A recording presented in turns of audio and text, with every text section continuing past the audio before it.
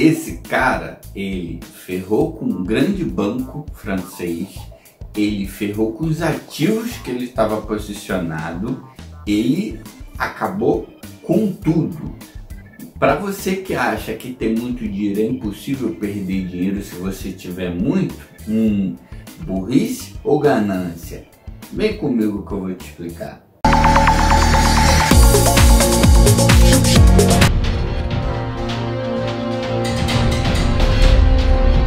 E aí galera, mais um vídeo do Trader Próprios aqui. Tô de volta aí, tive esse hiato aí, esse tempo fora aí, foquei no trabalho, trabalhei igual cachorro, né? Como vocês sabem aí, eu disse aí, vou deixar no card, sei lá, no vídeo, o que aconteceu comigo, o carro bateu, eu tive uma grande perda aí financeira devido ao carro, finalzinho do ano, Papai Noel, cheio de dívida, então tive que focar mais ainda no meu trabalho e tirei lá o dinheiro que eu tinha na banca dos exercícios da banca que eu tava e, né, paguei dívida, consertei o carro, enfim. Pobre é uma coisa triste. Mas já estou com um plano aí de voltar na conta real. Enquanto isso eu estou estudando, estou no simulador e num desses estudos, que interessante, eu conheci a história do pior trader do mundo. E essa história, essa curiosidade ajuda muito para a gente trazer as lições aqui para o nosso patamar, claro, para a nossa realidade aqui, para a gente ver como as coisas são realmente. Aí nesses estudos que eu estava buscando, aí eu encontrei 3 personagens famosos. O japonês Issuu Hamanaka, Issuu alguma coisa aí, vai estar aí o nome dele na imagem direitinho. O Nick Leeson, que é um trader americano que enganou, saiu da bolsa de valores lá americana preso, algemado. Vocês podem buscar aí no Google, mas eu vou botar as imagens. E se vocês quiserem saber a história desses dois, do Issuu e do Nick Leeson, bota aí no comentário que eu faço outro vídeo separado para ele, até para o vídeo não ficar grande. Mas o que a gente vai falar hoje é desse trader que você está vendo aí na tela, o Jerome Kerviel, né? É francês, ele é francês, o Jerome é francês e ele ferrou tudo. Então eu vou dizer aí para vocês como começou, para você tirar sua conclusão, se foi burrice, se foi ganância, o que foi, entendeu? Antes de falar isso, esses traders, eles são conhecidos como, aí vai mais um conhecimento que eu adquiri, como rogue traders, né? A tradução de rogue é vampiro, né? Traders vampiros, sugadores, enfim. Então, o que o rogue trader faz? Eles fazem a média para trás, o famoso preço médio para trás. Eles veem um ponto e entra comprado ou vendido e acha que vai voltar aquele determinado ponto, né? Ele pega o preço médio para trás e, por exemplo, se está muito acima do preço médio para trás, eles vendem, mesmo o mercado subindo muito, eles vendem ao contrário da tendência, achando que em algum momento vai voltar ao preço médio para trás e assim eles vão ganhar dinheiro. Claro, são pessoas que têm uma banca muito grande, conseguem aguentar a variação muito grande. Para a gente que opera pequenininho e está começando, isso não seria viável, né? O preço médio para trás, entra vendido ou comprado em um determinado ponto. Isso dá certo? Se você pegar o gráfico e reparar, volta uma hora, mas quando isso vai voltar, ninguém sabe. Minha pira é outra, né? O universo, o ritmo, a natureza. Esses são o rogue traders, né? Tem o Nick Leeson, o Issuu, que eu falei, o que a gente vai falar hoje, que é o pior trader do mundo. O pior por quê? Pelo valor que ele perdeu, o tamanho do valor que ele perdeu. Ele conseguiu perder, ao total aí foi mais de 7 bilhões, né? No documentário chega a falar no total aí de prejuízo, etc, em 50 bilhões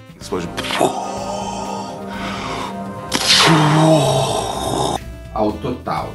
Esse estrago que ele fez. Então, o Jerome, o que ele fez, né? O francês. ele pegou, saiu da faculdade, fez a faculdade lá de finanças, enfim, de economia, entrou no banco francês, o Generat Société, né? Lá no banco francês. Eu vou deixar os links na descrição, de vocês quiserem ler e tal, ver o filme mais a fundo. E beleza, entrou lá, foi, tá, trabalhou bem. Aí com 23 anos, entrou novo no banco com 23 anos, nesse banco francês. Aí com o tempo ele foi promovido a Trader Júnior, né? A Trader Júnior, se eu não me engano, com 25 anos. Ele entrou com 23, com 25 anos, 27. Ele foi promovido a Trader Júnior. Aí no primeiro ano de Trader Júnior ele foi normal, aqueles ganhos normal, nada que saísse fora da curva. Mas no segundo ano ele conseguiu um ganho extraordinário. Caralho, o maluco é brabo. Porra! Que cresceu os olhos dos diretores do banco. Então, como é que esse cara conseguiu fazer isso, né? O que ele fez? Ele pegou e deu uma sorte incrível. Sei. O cara é sortudo, né? O que ele fez? Ele entrou, fez o preço médio para trás, entrou vendido no ativo do Allianz, né? Tem aí a Allianz, o Palmeiras, né? Patrocinado pelo Allianz Arena, alguma coisa assim, o estádio do Palmeiras, alguma coisa assim. A Allianz é uma seguradora, né, famosíssima. Então, ele deu sorte porque ele entrou vendido achando o preço médio para trás e tal, as ações estavam subindo. Só que teve atentados na Inglaterra nesse ano, teve vários atentados. Então, como a seguradora Allianz é muito grande, ela ia ter que pagar o seguro para todos os segurados dela, né? Todas as empresas e tal, pagar o seguro. Porque foi um atentado terrorista, teve um bombardeiro lá e tal na Inglaterra. Então, o que aconteceu? Despencaram as ações, porque se você é investidor, sabe que vai sair muito dinheiro daquela empresa que você está investindo, pô, o país, muito, porque foi um atentado terrorista, milhões e milhões, despenca o ativo, né, dessa empresa. Aí ele ganhou, teve um lucro gigantesco, mas aí você sabe, se ele era um trader júnior, como é que ele vai ter um lucro tão extraordinário se ele tem uma margem pequena? O banco não vai dar para um trader júnior uma margem, muito contrato, muitos lotes para trabalhar, porque ele é um trader júnior. Então ele foi querer dar um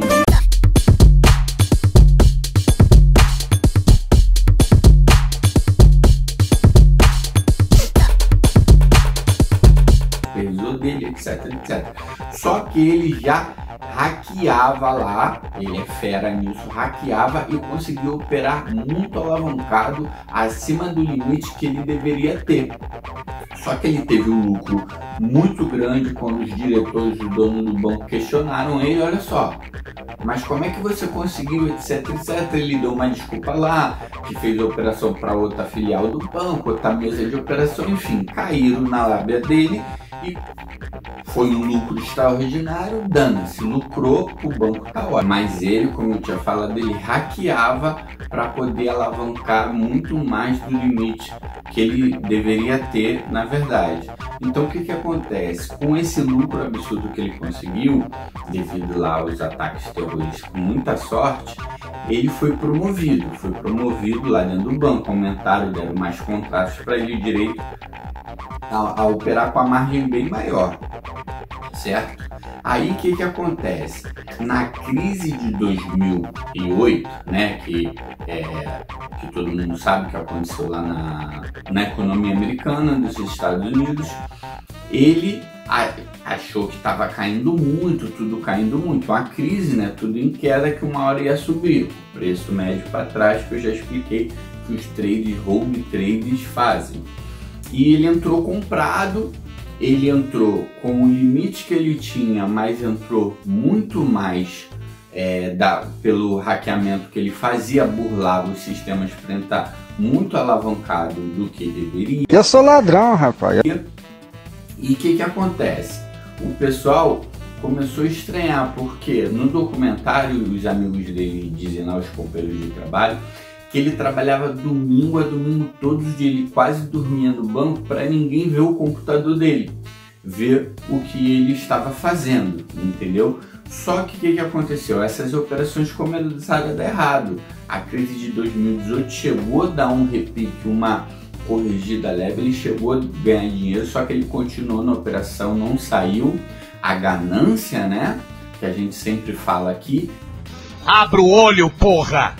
Abra o olho! E caiu novamente, caiu de uma forma nunca antes vista, né? Desde 2011, da crise devido ao ataque terrorista lá nas Torres Gêmeas dos Estados Unidos. E o que aconteceu? Ficou num estágio assombroso. Aí primeiro perguntaram a ele falaram que não sei o que, tal, aquelas desculpinhas. Desculpe! Só que o banco não é bobo, começou a investigar, começou a descobrir as coisas. Aí quando foi investigar ele novamente, aí um dia lá por algum motivo ele não estava no banco, que ele sempre estava. Aí questionaram ele por texto, por e-mail, e ele respondeu, né? No documentário fala, eu não sei se eu volto pro banco, se eu falo a verdade ou se eu me mato. Então ele ameaçou suicídio porque a situação já estava muito ruim. Já avisei que vai dar merda isso. Aí ele voltou pro banco, enfim, abriu o jogo lá pros diretores, para todo mundo, falou, mostrou o que ele fez tudo de errado, que burlou o sistema, etc, etc. E quando o pessoal do banco foi ver, já estava a posição em mais de 5 bilhões negativo. Exatamente o que você ouviu. Você fica triste quando você perde download de 50, 100 reais, 400, ele estava mais de menos 5 bilhões em aberto a posição. Aí os diretores do banco, os acionistas mais graduados lá, que tinham acesso a essa informação, começaram a se questionar o que era melhor fazer na hora, zerar a operação ou deixar mais um pouco. Vai dar merda, vai dar merda, vai dar merda, vai dar merda, vai dar merda, vai! Por quê? Pra você que não sabe, pra gente é fácil ir lá, tá menos 100 reais e zerar. Pra você zerar uma posição de menos bilhões, 5, 7 bilhões, é outro nível.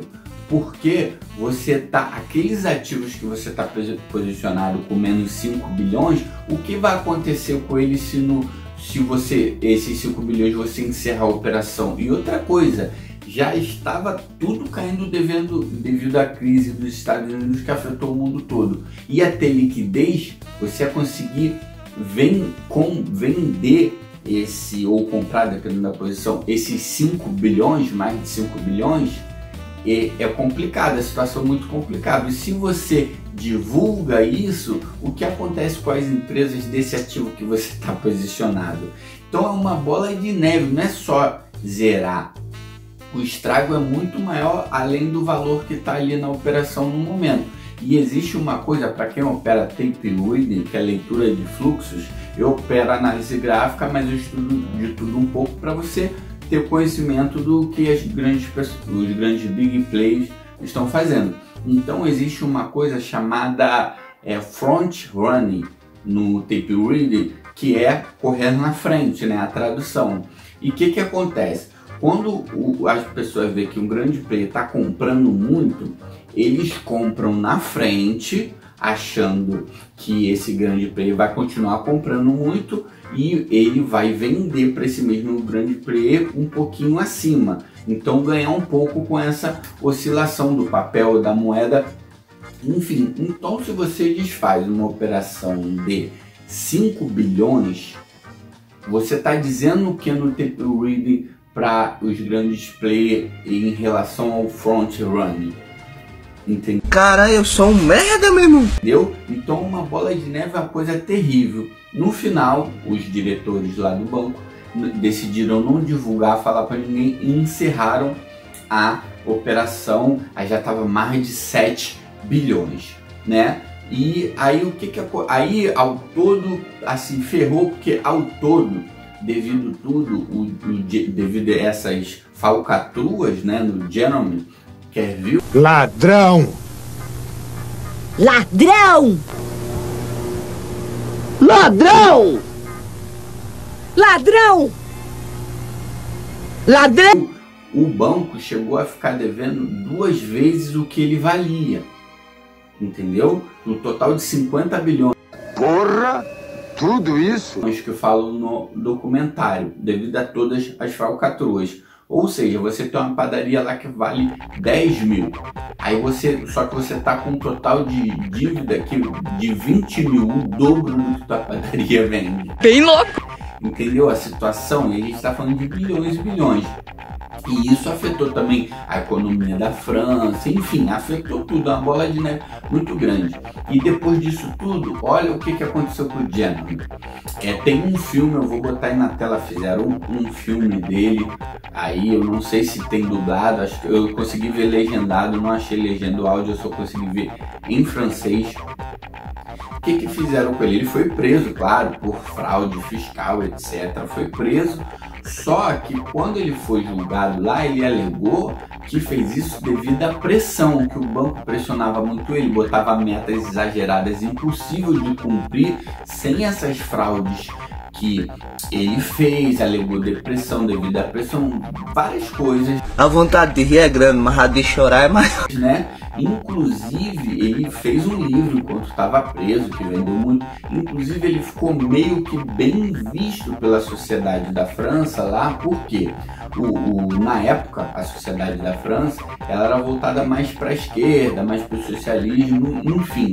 Então, como ele botou a culpa nos grandes bancos, no capitalismo, entre aspas, olha, entre aspas, ele ficou meio que bem visto devido a isso. Então, qual o resumo que a gente tira dessa história? Foi burrice dele ou ganância? Né? Foi burrice dele, ele é burro, não sabia operar? Era burro. Que burro, dá 0 pra ele. Mas foi a ganância que corroeu ele. Então o cara com acesso, mesmo de forma ilícita, a bilhões, conseguiu quebrar um banco e os ativos que ele estava lá pendurado, houve uma perda terrível no valor daquele ativo, entendeu? Por exemplo, você tem um ativo que é bom, todo mundo fala que é bom, que é bem visto na bolsa por investidores. Aí acontece isso devido à falcatrua, ele começa a passar a ser mal visto. Então foi uma bola de neve, foi um estrago todo. Então a lição que a gente tira disso é a ganância, que o mais importante é o controle emocional e gerenciamento de risco. Mesmo com isso tudo, ele chegou a ficar muito positivo. Só que ele queria mais, a ganância, ele queria lucrar mais do que ele lucrou na primeira vez que ele deu sorte devido aos atentados na Inglaterra, que ele estava posicionado, vendido no ativo da Allianz, né, da grande seguradora, como eu falei anteriormente. Foi a ganância. Deus me livre. Se ele não soube, o mais difícil de tudo é a hora de parar, é aceitar o lógico que está dentro do seu gerenciamento. Como eu sempre falo, tem como ganhar dinheiro em pouco tempo, sem disciplina, sem gerenciamento de risco e sem controle emocional? Tem como acelerar as coisas sem estudar? Tem fórmula mágica? Tem como? Tem? Fala você, tem? Não! E o que a gente deve fazer quando vê esses anúncios mirabolantes? O que a gente deve achar disso? Essa caveira significa perigo! Aí, tá vendo? Para vocês não falarem que só eu que falo isso. Então, pezinho no chão, sem fórmula mágica, segura a mão, trader, porque senão... Então, beleza, espero que vocês tenham gostado do vídeo aí. Bota no comentário o que vocês quiserem. Se quiser o vídeo sobre o Isso e o Nick Lesson, eu coloco aí no vídeo aí. Vamos estudar a disciplina e assim que der eu volto para a conta real aí, não vejo a hora. Mas prioridade é a vida financeira da sua família, o seu bem-estar, pagar as contas mensais sem loucura, sem pegar empréstimo para fazer trader, sem nada disso. Cuidado com o projeto de 1 milhão, com o lucro exuberante. Eles têm uma banca, você tem outra, eles têm anos de experiência, você não tem. Pé no chão, segura a mão, trader. Obrigado, ótimo 2021 para todos vocês, para sua família. Sucesso, paz, saúde e prosperidade. Abraço!